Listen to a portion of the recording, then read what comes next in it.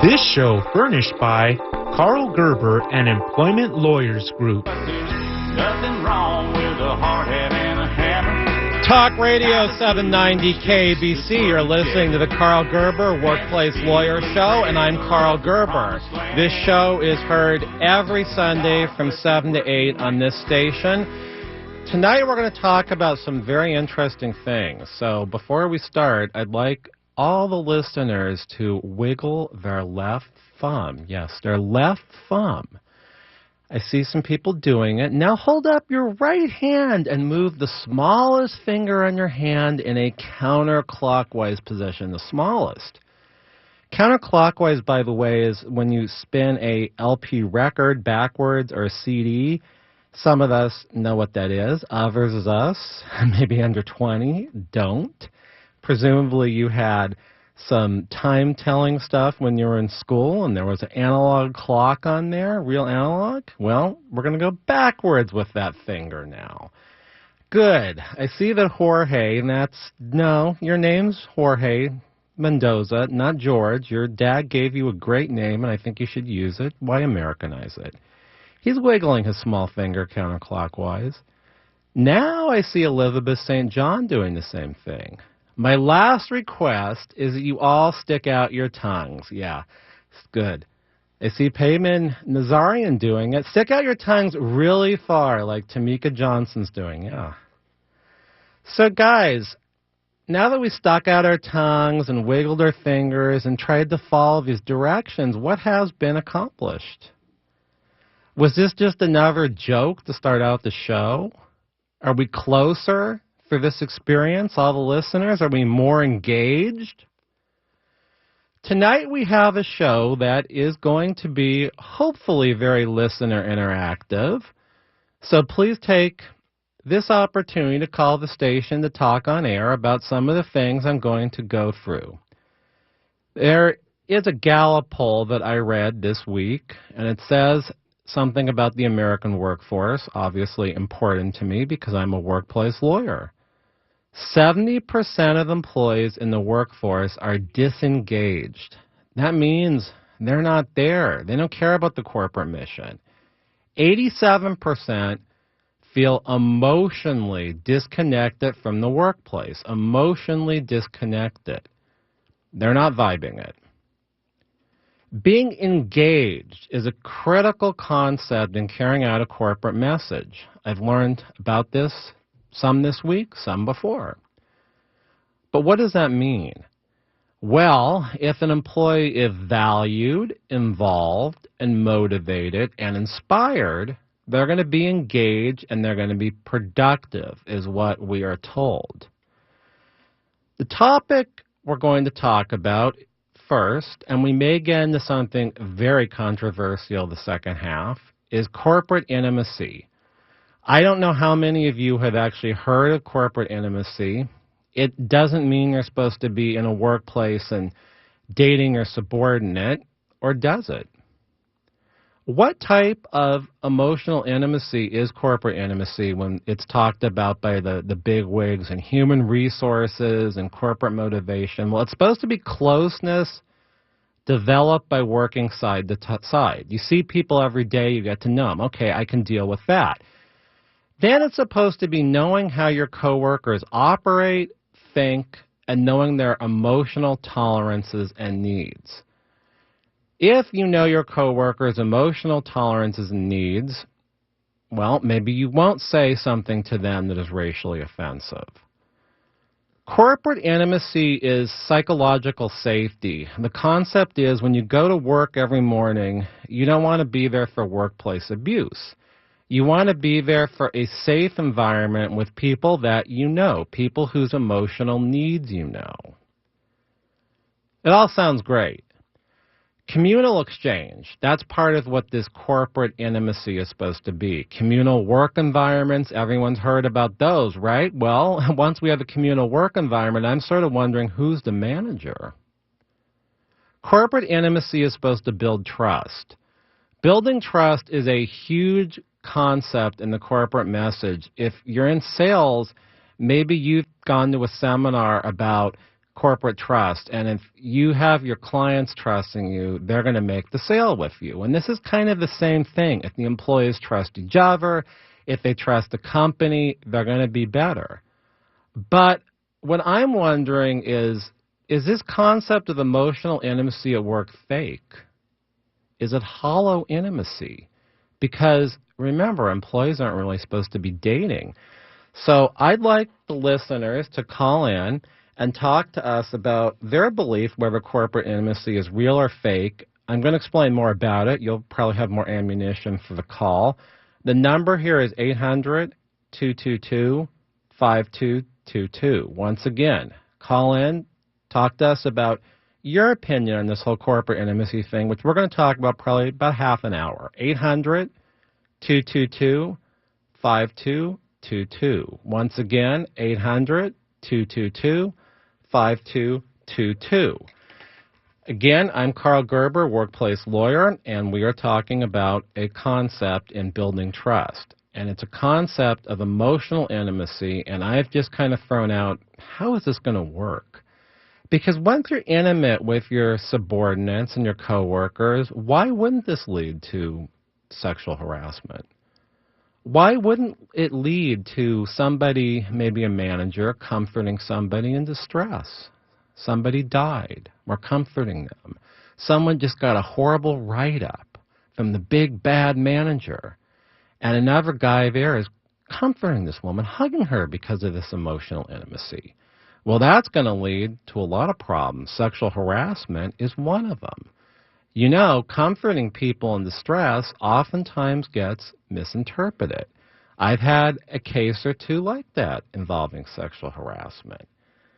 So that is a very interesting thing. I think we have possibly an LCSW on the line, and if it is who I think it is, boy, this is going to be a very interesting call. We'll see after it's screened. So people, when they're hired, another important concept is, are they really interested in the corporate message? If you're in recruiting, you know that if you hire someone that's interested in the corporate message, they're going to do good. For instance, I like to hire people that have a community feeling to them. They want to go out and do good.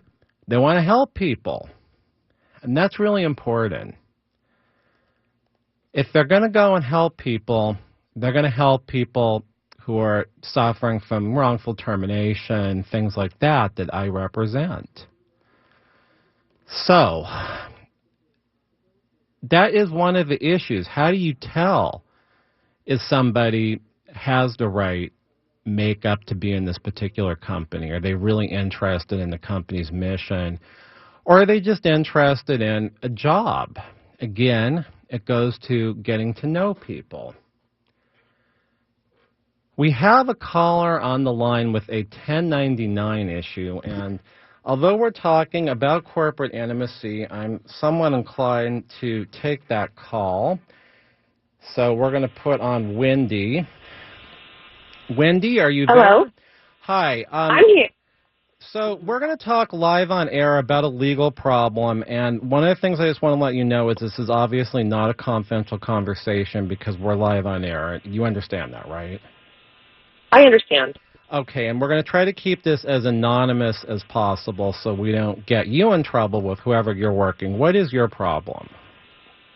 I was listening to your show a couple of episodes ago about 1099, and in it also I was thinking about my husband and I started a business, and I think you were talking about a 1099 versus like a full-time employee, and we started a small business in Santa Clarita, and we were very successful, and we went to several attorneys that advised us. We went to Wendy, let me ask you this. What kind of work do these people do?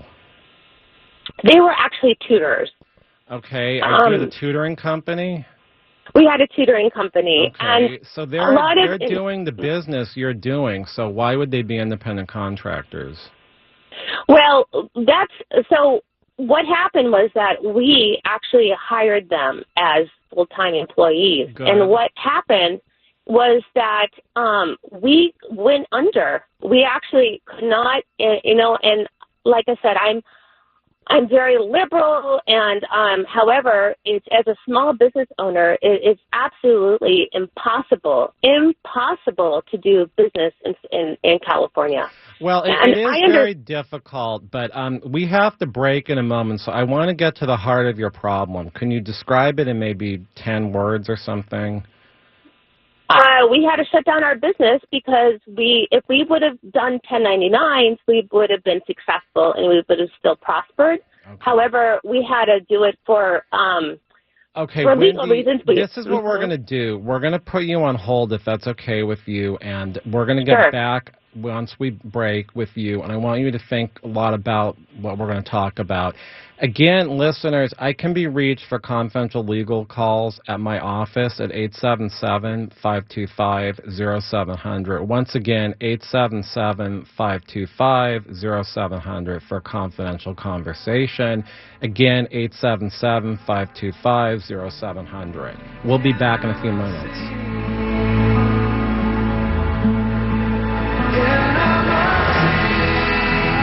Since 1993, the Employment Lawyers Group has been a consistent force in fighting for the rights of California employees. They've represented thousands of employees in cases in which they've lost their jobs, been sexually harassed, discriminated against at work, or owed wages individually or as a group such as a class action. The Employment Lawyers Group has maintained a high win rate and a serious record before the California courts.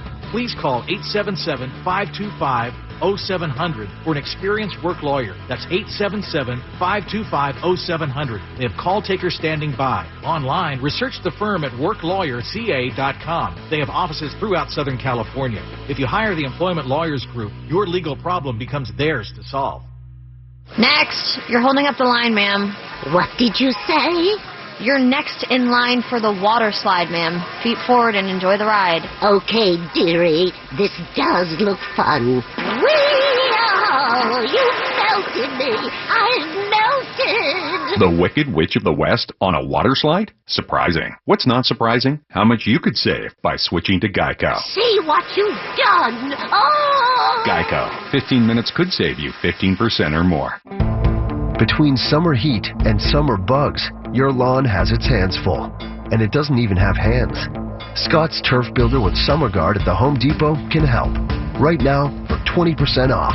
Summer Guard feeds your lawn with nutrients while killing summer bugs like ticks, fleas, and ants. So, lend a hand.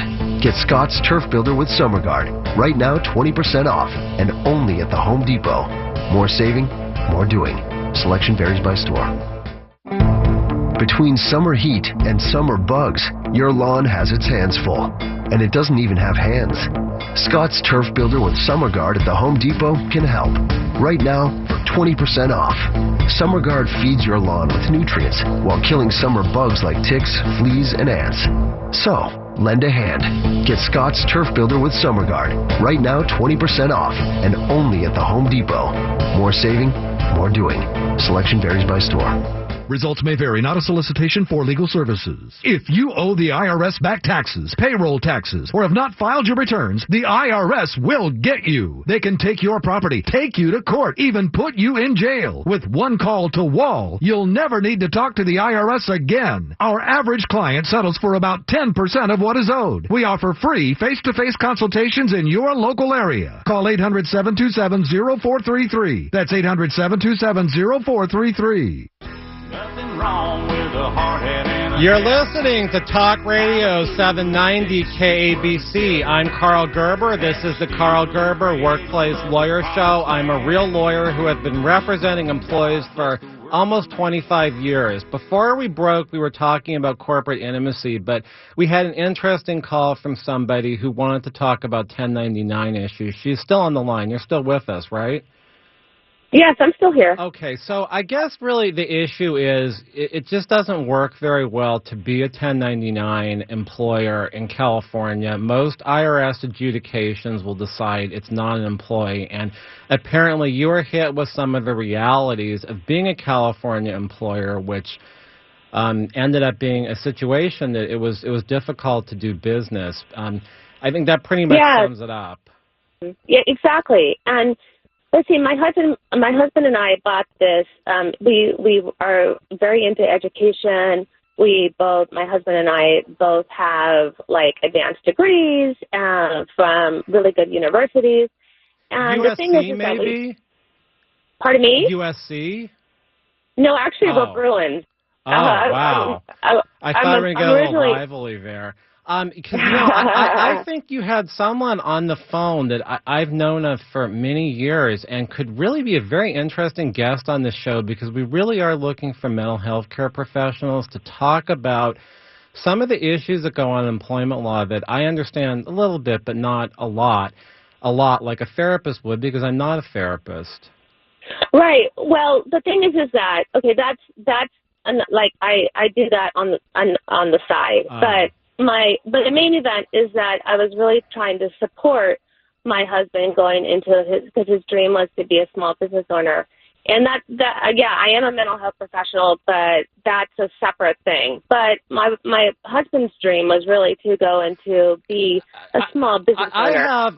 I've been asking this question on all of these shows, and it deals with the sexual harassers and how is it that they have radar, that they know they're going to harass a woman that, was previously molested. How is that? How do they profile it?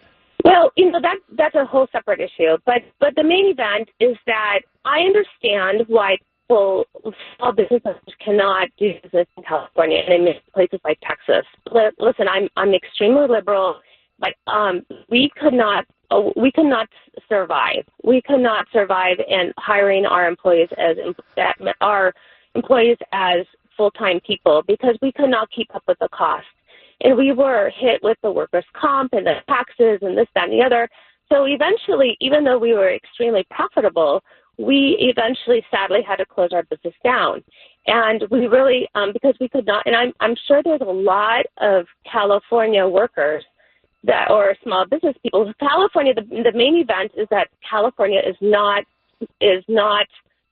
business friendly. It's not. Well, and that's why I think a lot of people have to unfortunately cut this short because I don't want to start doing propaganda on that. That's kind of a different subject. But I really do appreciate you calling, and feel free to call me off air at 877-525-0700. Once again, 877-525-0700. That's 877-525-0700. Thank you for calling in. So back, audience, to the issue of corporate intimacy. And hey, look, if I do talk about the topic that I want to talk about tonight, which is race discrimination, I just don't want to fuel the fire and any more of the stuff about California is this and that, and so we have to go be a bunch of racists, because there is no place in California business for racism.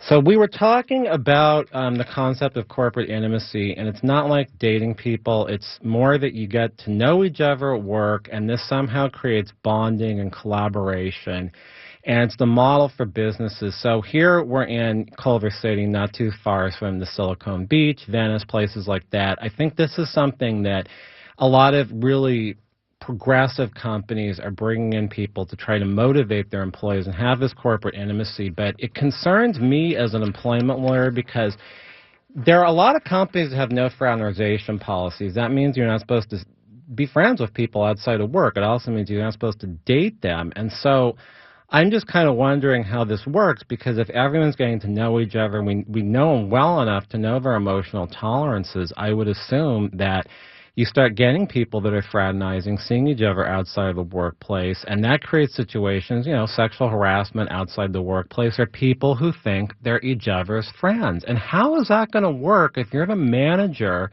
and you have to discipline somebody who you're intimate with socially?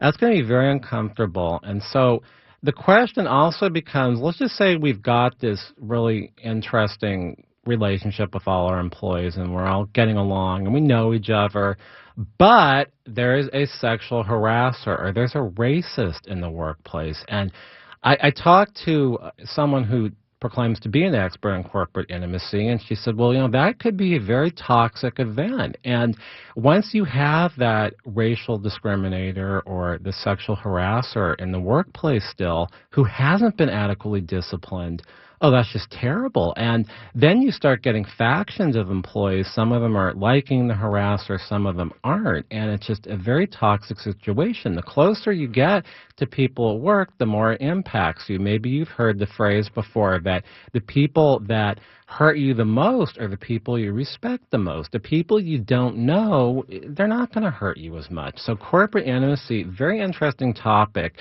And I'd like your opinion on how that's going to work in the workplace when we have hierarchies, we have managers, and we have people getting to know each other. We have people socializing off premise where there can be, drinking and events that lead to sexual harassment. So call in and talk to us about corporate intimacy. That's 800-222-5222. Once again, 800-222-5222.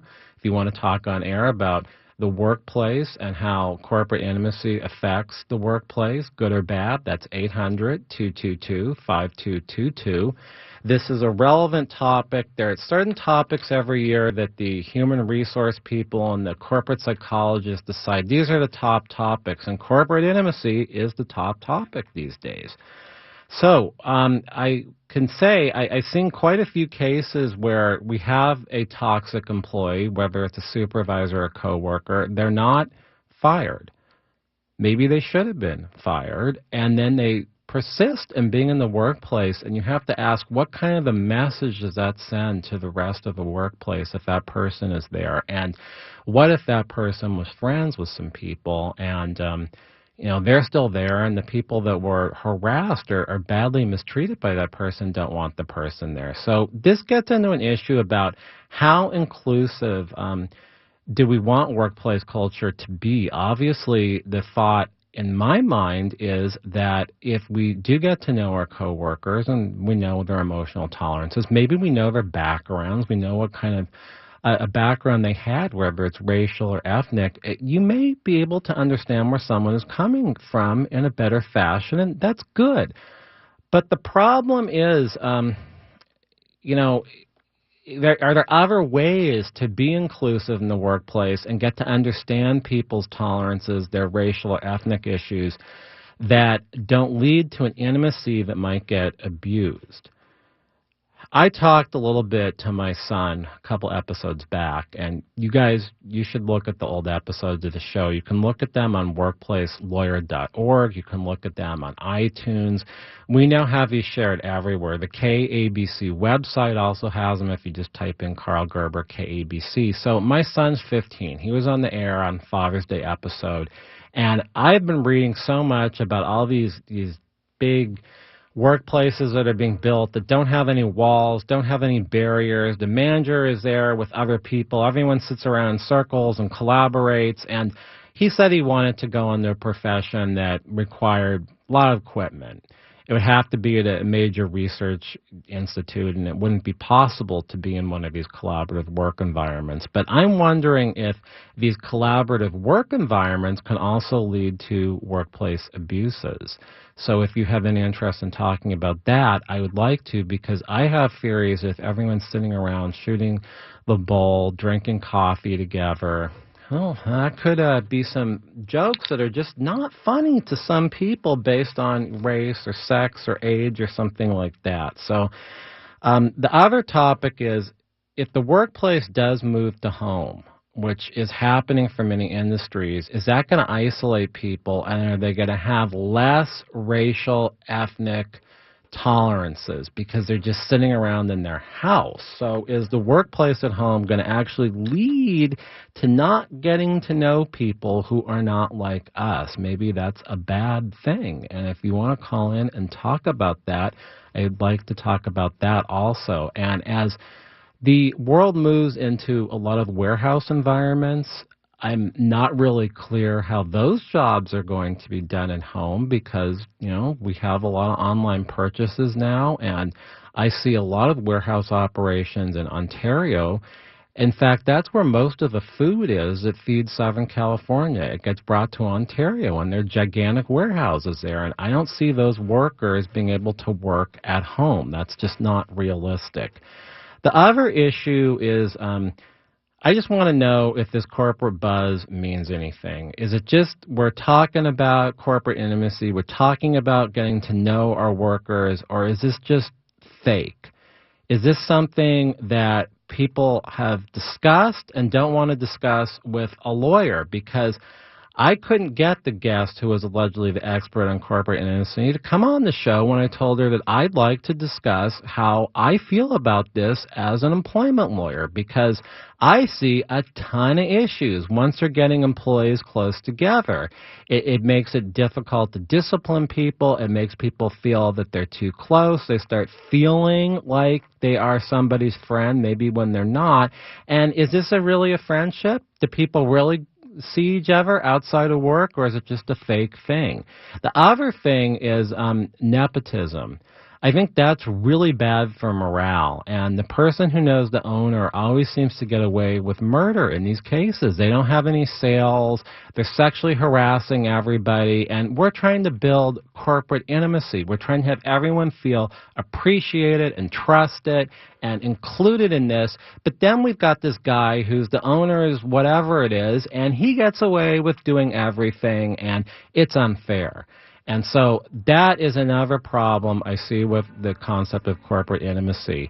This is the Carl Gerber Workplace Lawyer Show. I am Carl Gerber, and we will be back in a few moments.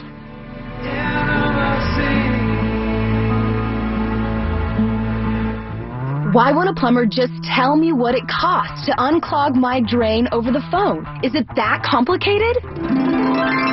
No, it's not. It makes no sense at all. They obviously have a price. Whoa, you've got a nice aroma. Who are you? Mike Diamond, the smell good plumber. Will you tell me how much to unstop my drain? $99. But you haven't seen it. Don't need to. Doesn't matter if it's a kitchen sink or a mainline sewer stoppage. The smell good plumbers at Mike Diamond will unclog almost any drain for $99. Almost? Yeah, there are a few exceptions, but you can read all about them on our website before you call. Just go to thesmellgoodplumber.com. Wow, you're like up front and everything. I just called a guy named Bubba who wouldn't tell me anything. No Bubba's here, ma'am. Just professional plumbers who show up on time, smell good, and unclog drains for $99.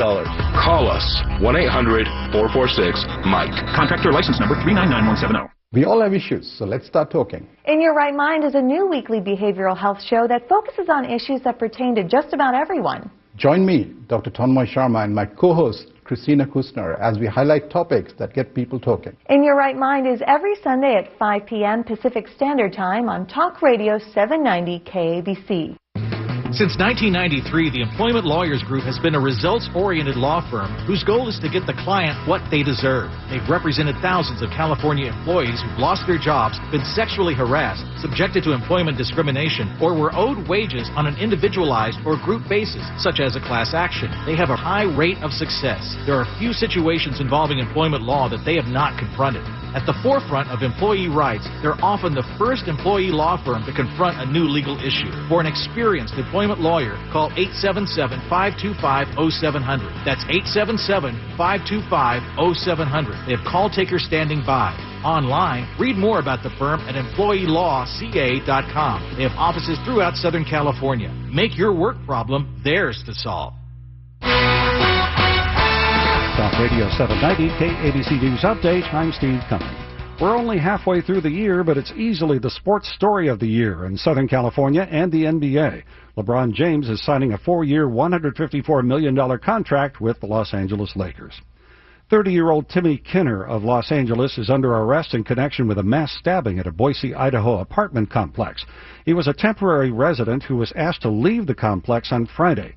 Saturday evening, he returned during a birthday party for a 3-year-old girl, injuring 9 people, including 6 children.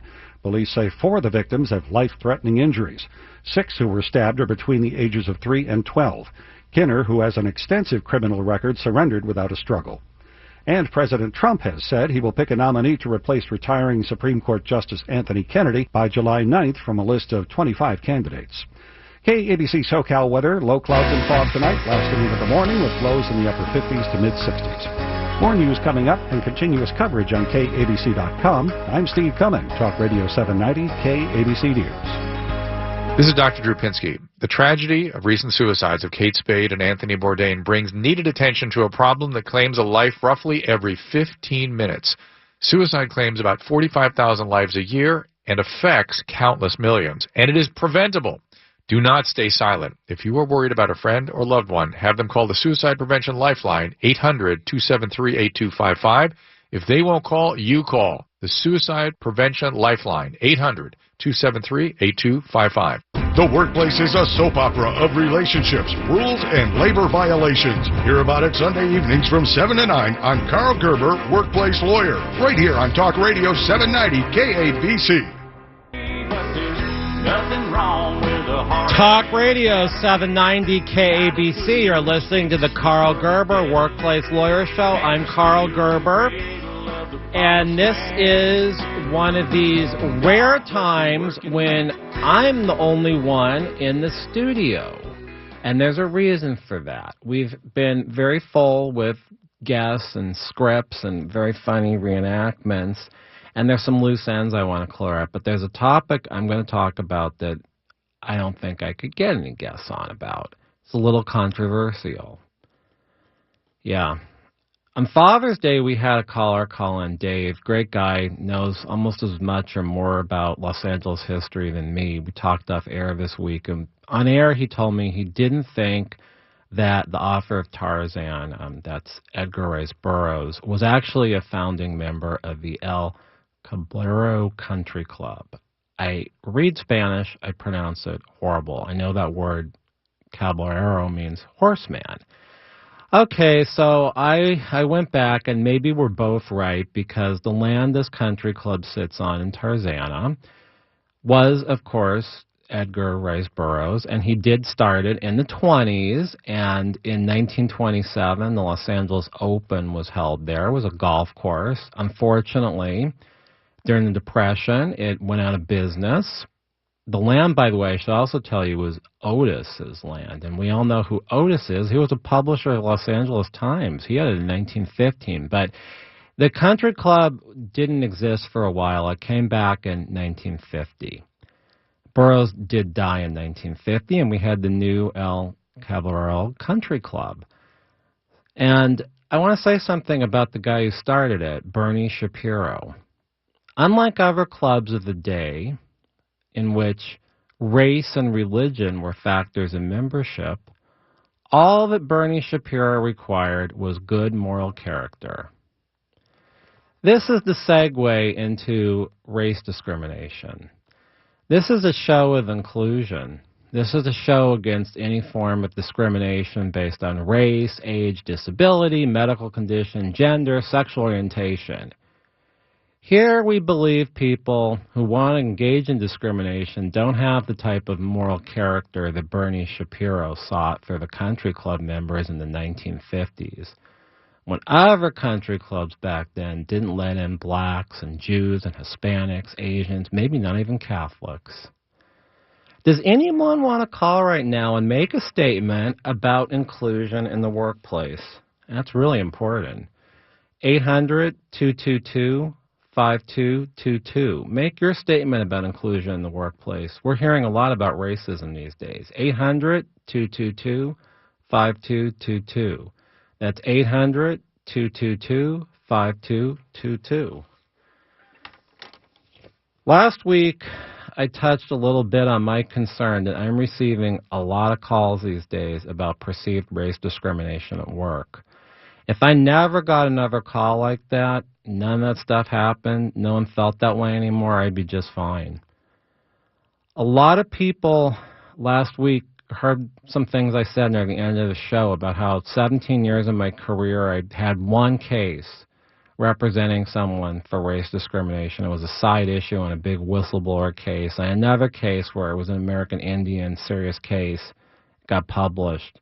But then in 2010, I started getting a lot of race discrimination calls. A lot. And it became an issue, and I'm just going to say it. It was an issue in Kern County, Bakersfield, because if someone gets fired in that area, I hear about it. There's a race war going on, and I want to talk about it. It's a Latino versus black issue. And oddly, in Los Angeles, I'm getting all these calls about racism at work. I don't get it. We have a really high minority population. How in the world could people living in Los Angeles be discriminating against others based on race? I just don't get it. Everyone is different here. That's what Los Angeles is. And so I tried to contact guests, professors, people who are experts on race relations. None of them want to be on the show. None of them. It was too hot a topic. Kind of weird, isn't that? And that's why there's no one in the studio but me tonight. I want to talk about this. I want to explore whether when a racial group becomes a dominant group, even if they have a history of discrimination, I mean, we all know in Kern, in those areas, this is why Cesar Chavez became famous. It was a horrible time for Latinos not long ago. And now they're the ones being accused of discrimination. I want to say that in terms of that whole population, I'm not Latino. I read Spanish. I translated a complex legal document into Spanish recently on a case. My father was a professor at the University of Guadalajara. He had a house in Mexico. I went there for 3 months. I'm about as close to that culture as you can be without really being in that culture. And before I got married, I dated some Latino women. And I just don't understand the phenomena why now they're being accused of being such a target of this. And so I reached out to activists. I decided, okay, if we can't get these top quality professors, and by the way, we may have one from UC Berkeley in a couple weeks, but I think he's on vacation right now. If I can't get a top quality professor to talk about all this racism and why it's coming back and what the hell is going on, I was reaching out to some activist groups, some of them that don't maybe have the best reputation. And I got a very nasty response from a white guy who's big in posting about Black Lives Matter. He told me that, am I saying it's a privilege to come on my show and talk about racism? And he acted like privilege was a term, kind of like a Jim Crow term. And he asked, by the way, who are you? I just told him I'm a discrimination lawyer. I didn't get into the fact that most of my clients are people of color, that the reason why I practice law is to help disenfranchise people. Last year I had a class action for all the convicted felons, mostly blacks, and then the undocumented workers, mostly Latino, who work for a nationwide janitorial company at sub-minimum wage. These were the only people that were going to put up with that, is what I guess that employer had decided. This is my life, and I'm being accused of being a elitist white person. And I just can't believe it. I mean, I think things are a little bit too tense right now, and I don't know why people aren't calling up to talk about these feelings. Because we're at a sensitive time where I get most of the new client calls if someone has a case, an employment case in California, certainly anywhere south of Bakersfield. And I'm getting all these calls. I didn't get them before. And these calls are very interesting. Not always on the money. I got a call this week. No proof. No proof of this, what they said. Hispanics, white managers, getting everyone in trouble. Nothing happens to others. Okay, so that person, Hispanic, felt they're being discriminated against by whites. We got one, discrimination. Only black manager makes comments about black people. This is a black manager making comments about black people. This is terrible. And talking about how to talk to black customers. This offended somebody who was black. I got another one about a principal making all these weird cultural comments. A principal about, well, this must be the reason why you're acting because this is what you're from. That's just an example of 3 calls in one day I got about kind of racial issues. No one can prove them. Just awful, awful stuff we're going through. And if you have a problem, if you're fired or you're being racially harassed, I want to hear about it at work. I want you to call me at 877-525-0700. Once again, 877-525-0700. That's 877-525-0700. I want you to call in, too, to the station to talk to us about your experience with perceived race discrimination. Is it happening? Is it actually happening here in Southern California where there's so many different races, or is this just something people are feeling because of the political climate we're in, where we're hearing news stories about people that maybe aren't supposed to be in this country not being able to be with their children? And I want to tell you about something important and something interesting about Los Angeles. I'm going to bring this back to Los Angeles because Los Angeles is my baby. I care a lot about it. I'm a historian in Los Angeles. I know its people. And when we come back, we're going to talk about where Los Angeles started out and how Los Angeles started out with 2 white people out of 46, something like that. So we're going to break on the Carl Gerber Workplace Lawyer Show, come back and talk about it.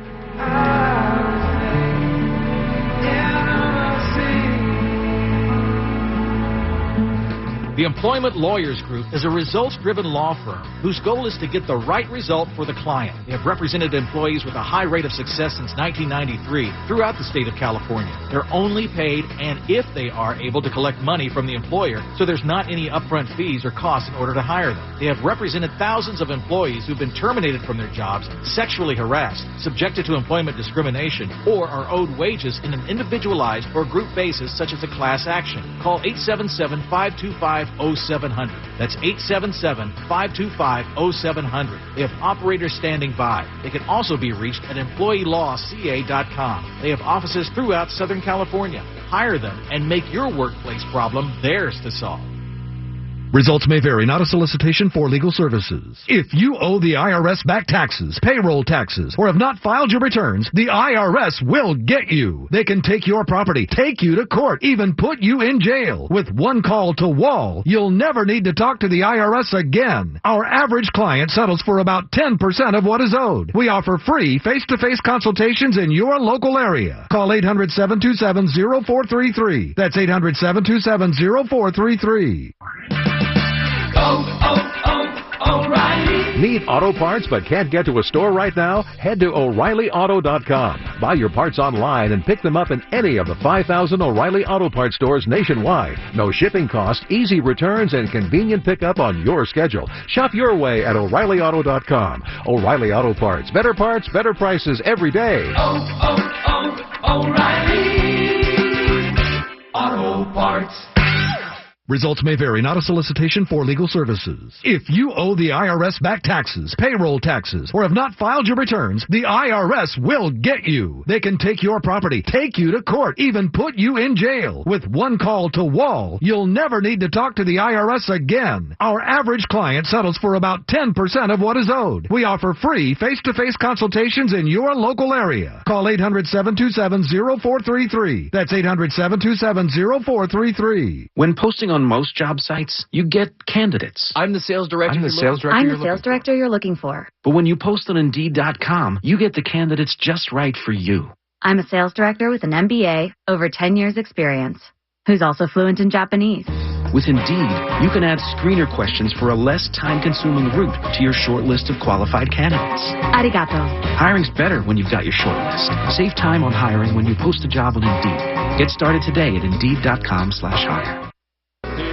Nothing wrong with a heart. Talk Radio 790 KBC. I'm Carl Gerber, real workplace lawyer. You're listening to the Carl Gerber Workplace Lawyer Show.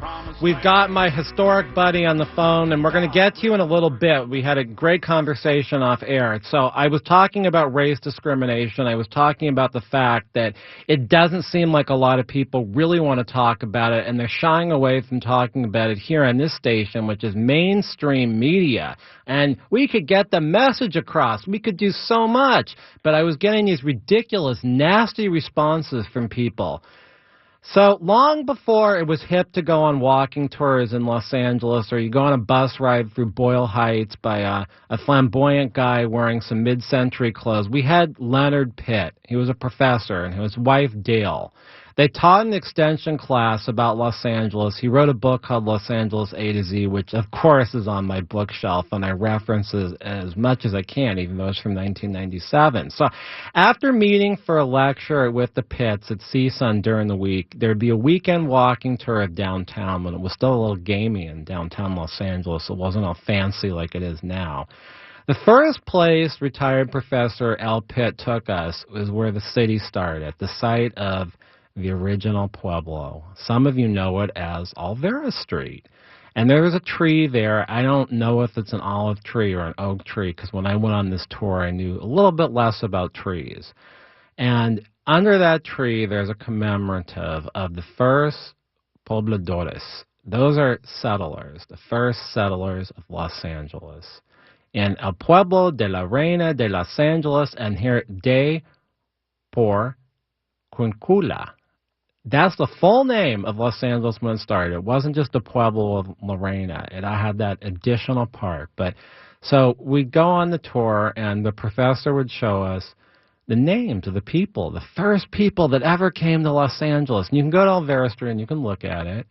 And there's a story. September 4th, 1781, 484 pobladores gathered at the San Gabriel Mission, along with 2 priests from the mission.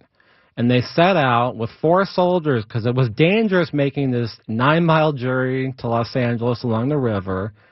They set out on the site that Father Juan Crespi, kind of like Crespi School out there in the valley, I think in Encino, he chose it a decade earlier. And Professor Pitt told us about the original settlers. There were 11 families, 11 men, and 11 women, and 22 children. Of the 44 original pobladores, colonists, settlers, who founded Los Angeles, only 2 of them were white. The other 42, 26 of them had some degree of African ancestry. 16 of them were Indians or mestizos. Mestizos are people of mixed Spanish and Indian blood. This is who owned Los Angeles when it was young. And of course, being the historian I am, I actually looked at the scroll to see who these people were, because their names are all there and they're all accounted for. None of them have an Anglo name. I mean, the closest we get is Jose Clemente. All of them had Spanish names. That's who started out here. And these were not the Cuadillos, the white Spaniards. These were the real Indians. People who were mixed African blood. So in 1781, the Asian migration was still 70, 80 years away in California, and this wasn't yet a city for Middle East relocation.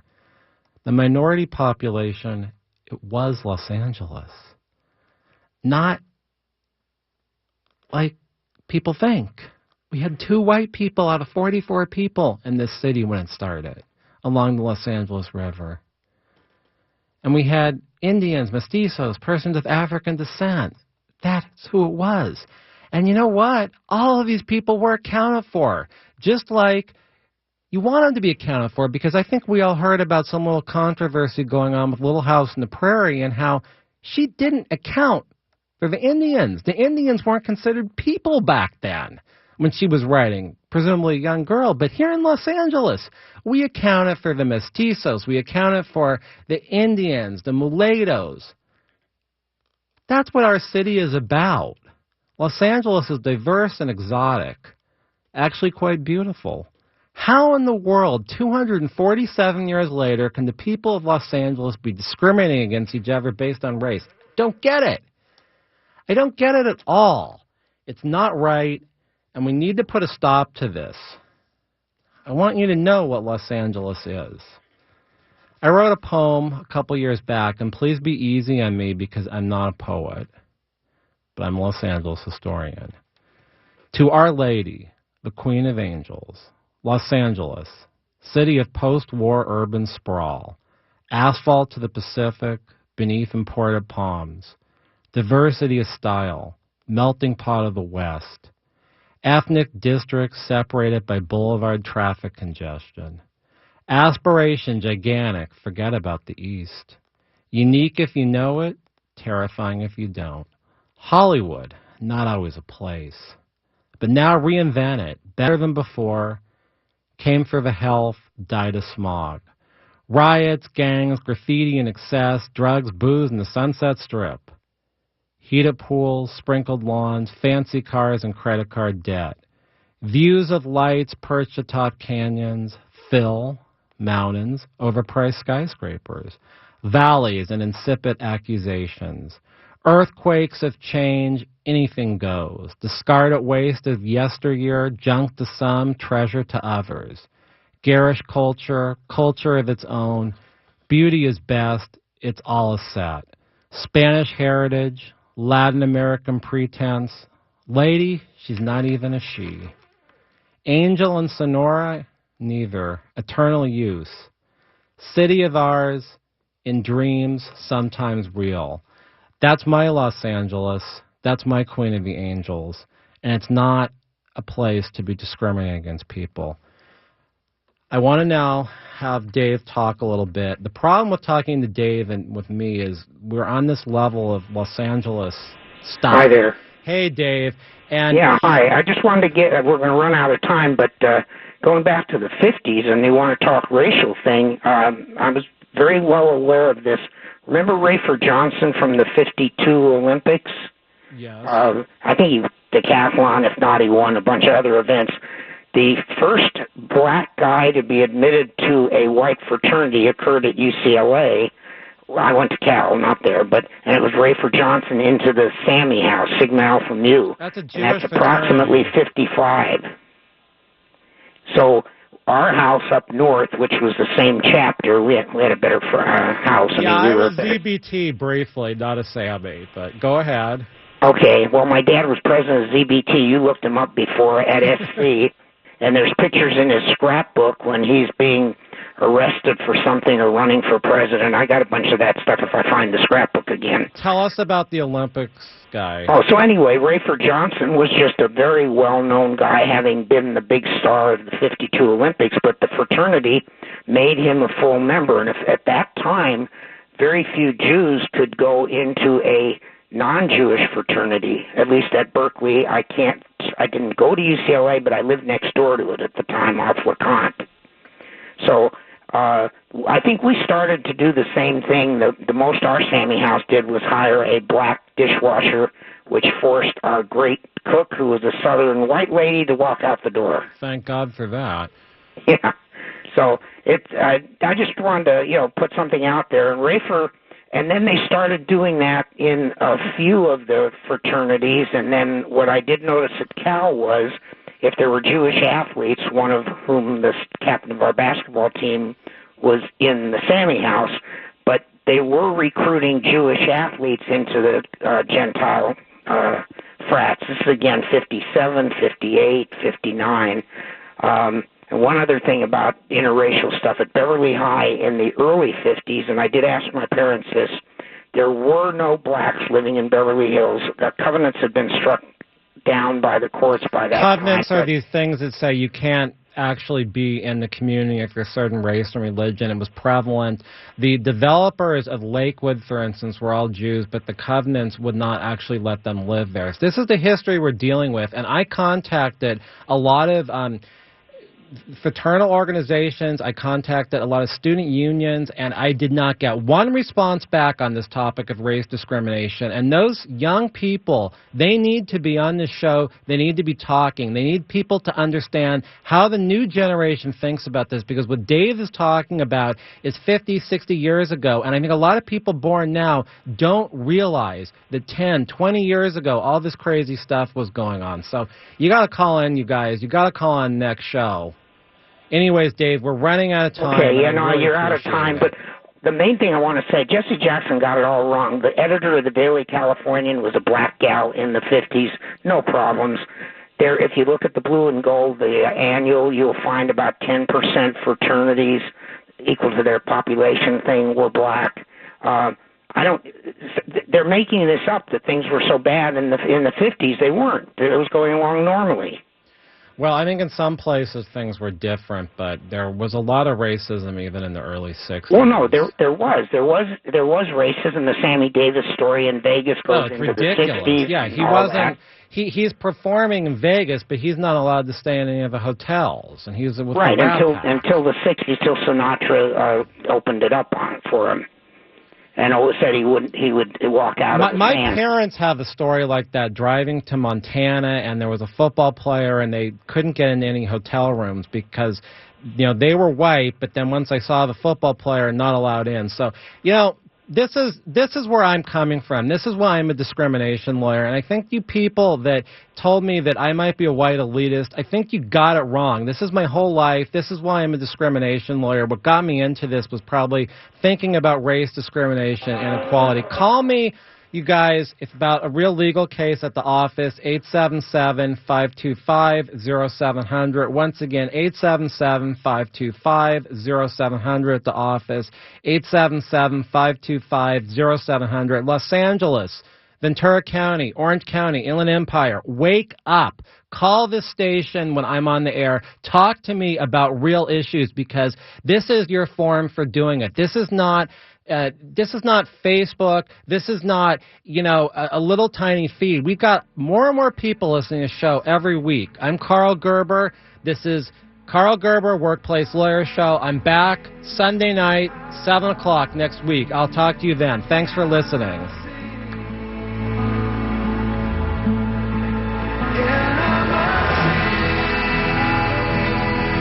This show furnished by Carl Gerber and Employment Lawyers Group.